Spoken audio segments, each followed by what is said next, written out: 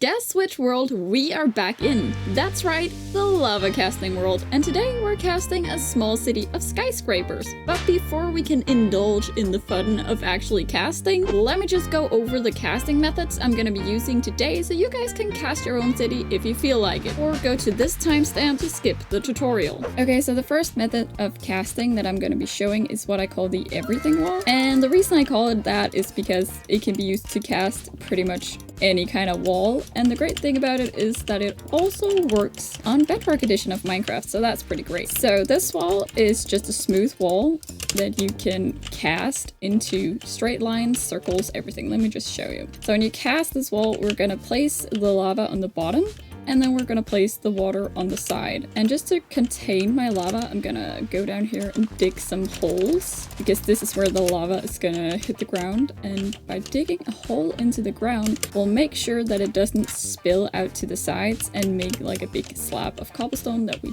do not want to look at. Let me also dig out the backside even if you don't really need it. Okay, so this wall is going to be just a smooth wall, and what we want to do, as I said, is just place lava underneath every single block. So as you can see, this wall obviously needs a lot of lava, which means it's great for creative casting, but it's not as great for a survival cast. Okay, so now we want to place our water, and what we're gonna cast is this section of lava that is right here. So only this third of this thick wall is actually going to be cast, and we're going to do that by placing water on all these blocks. It's going to flow down and cast this section. So let me just show you that.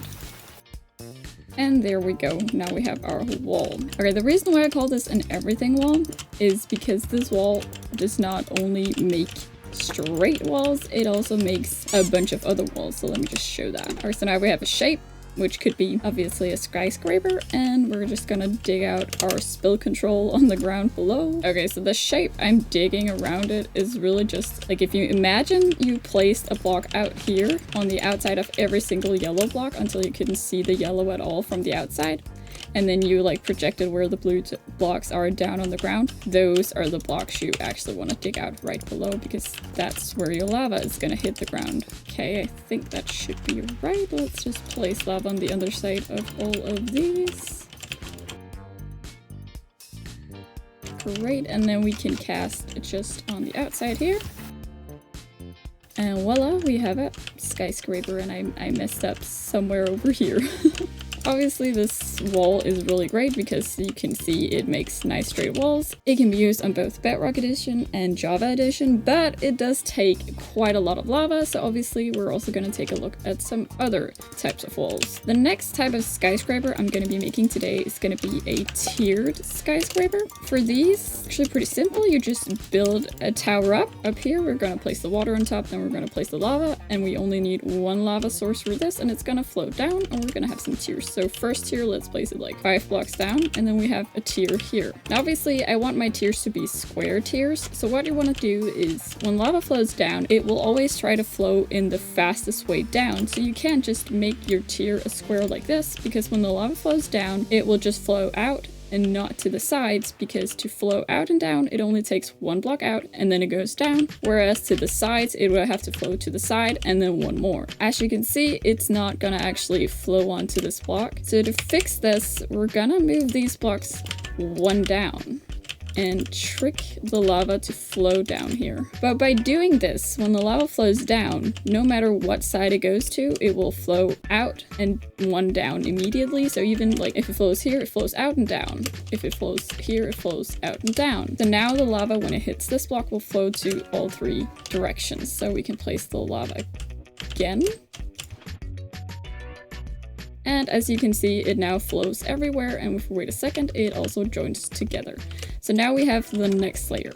So for the next tier, obviously it's going to be out there where the lava was flowing, which is just 1 block further out. And again, if we did this, even though we've now directed this lava out so that it flows everywhere here, it would still have an empty block here, as we saw, which means this one would have to flow 1 out and then 1 more out to go down. So this lava is not going to go on this block. Therefore, again, we just move the corners down. And I think you get the principle. Basically, you just have to always move your corner blocks 1 down, so you trick the lava to flow out there and then out again. And now we can basically just make all the tiers, and I can show you what this will end up looking like. Okay, so now our Christmas tree of a building is ready to be cast. You just place your lava up here and wait for it to flow all the way down, and it should flow nicely. Unfortunately, this particular type of building does not cast the same way on Bedrock Edition, so you can't use this method for casting. Okay, we're ready to cast it, and let's see, we can just place our water. Alright, perfect. So now we got our little tower here. Let me get rid of that. And then I would, as a finishing touch, just get some stairs probably and some... It's a little 2012. I say that in like every single lava casting video, but hey, it does look pretty nice with windows. The next type of skyscraper we're gonna make, it's quite similar to the one we have next to us in the way that it only uses one lava source, but that also means that usually casting these types of buildings don't really work on Bedrock Edition. Bedrock Edition lava casting is just a little wonky. So this one is just gonna be more of a straight down building, but we're gonna make some fun little things on the walls so that the walls aren't just straight walls, because that's a little bit boring. So we're gonna again have the water on top and the lava underneath this block. So for this one, we want obviously a roof first that like directs the lava outwards, and then we want some walls further down that has some funky patterns. So let us do the roof. And again, keep in mind the way lava flows, it always tries to flow like the fastest way down. So you want to like make sort of a pyramid shape that is like on a diagonal, if that makes sense. Okay, so what I've built here looks a bit like a mess of blocks, but it's really just the underside of where the roof is going to be. So if you imagine this block being up here is going to be lava, it's going to always spill to the quickest way to get down. So obviously it's going to spill here, then it's going to go all out to all three sides, and they're going to spill and hit the different blocks, and it's all going to be directed out. And when we get down to this tier here, it's going to spill out, and you can see there's a block right there, which means when this block spills out here, goes down, it's going to also spill out, which means we're not just gonna get a straight square box around it, but we're gonna get some lines that goes out here and have like a straight one thin layer of cobblestone going down. Let me just carve this out. So the building should get a shape like this is pretty much what I'm saying. Let us try and actually cast it and see if I've done it correctly.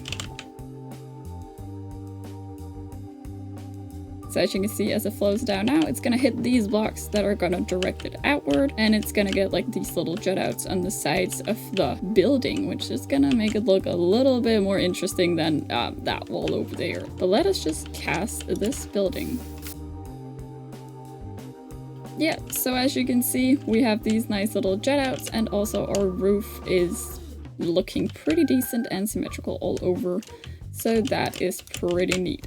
If you instead wanted this type of wall, but with a flat roof, you can just do the outline of the walls you want. So if you have just a square like this, and you only place lava on like the underside of every, what is that, third block with 2 blocks in between, and let it all flow down like that, you're also gonna get a similar type of irregular wall that has these jut outs, and you can of course place the lava sources anywhere you want. You don't have to place them in the corners, you could also place them in here.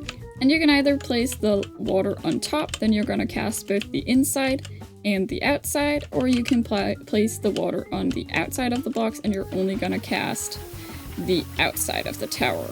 So I'm just gonna place it out here. Anyways, these are the basic ways I'm gonna be casting my different skyscrapers today. I hope it all made sense. The thing I forgot to mention was that the reason I also showed this one is because this method works on Bedrock Edition, whereas this method only works on Java Edition, so that's why both methods are relevant. Now let's get into building. I have seriously missed this world, and in the time since my last lava cast, I've gotten a few comments telling me to use actual scaffolding as scaffolding, which does seem pretty logical. It's very easy to get rid of once you're done with it, and it doesn't seem to burn even when it's right next to lava, and yet I must confess, it didn't take me very long to pull out the regular dirt because I reached the limit of how far out you can place scaffolding, and I couldn't really figure out how to mitigate this and make it go further so that I could get the big squares I needed. So yeah, I'm sorry you guys. I did use scaffolding to make all the high pillars, but I kind of used dirt for the rest, so yeah. Anyways, the first skyscraper you saw me cast was using the third method I showed in the tutorial, although I did alter the building from the tutorial by giving it 4 extra for spires, and it was actually a pretty easy addition that you could even just build by hand or cast it as I did. This scraper was made using the similar method that also works on Bedrock Edition, and I didn't really have any system in choosing which method I was using. I was just trying to not make the buildings look too boring or too similar. So then I went for my first tiered scraper, and I don't really know how I always do this, but somehow